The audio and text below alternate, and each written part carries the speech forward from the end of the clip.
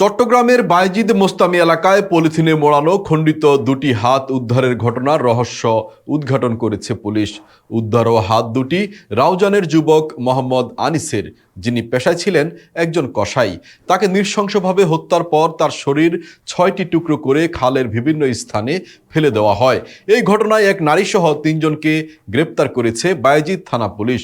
Police জানায়, গত বুধবার বিকেলে নগরের অক্সিজেন শহীদনগর এলাকায় আনিসকে তার পরিচিত এক নারী তাকে বাসায় ডেকে আনেন। সেখানে প্রথমে মশলা বাটার শিল দিয়ে আনিসের মাথায় আঘাত করা হয়। এরপর ওই নারীর ভাই ও আরেক সহযোগীর সহায়তায় চাপাতি দিয়ে আনিসকে জবাই করে মৃত্যু নিশ্চিত করা হয়। পেশাদার কসাইয়ের মতো আনিসের শরীরকে ৬ টুকরো করে পলিথিনে মুড়িয়ে বিভিন্ন নালা ও ভাগাড়ে ফেলে দেওয়া হয়। গত বৃহস্পতিবার সন্ধ্যায় স্থানীয়রা দেখতে পান পলিথিনে মোড়ানো দুটি হাত কুকুর টানাটানি করছে।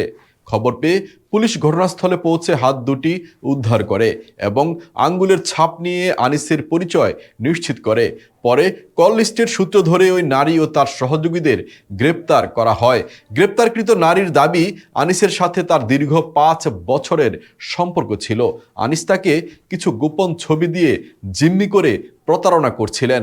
অন্যদিকে নিহতের পরিবারের দাবি, ওই নারী আনিসের কাছ থেকে ২ লাখ টাকা ধার নিয়েছিলেন। পাওনা টাকা ফেরত চাওয়ায় পরিকল্পিতভাবে আনিসকে হত্যা করা হয়।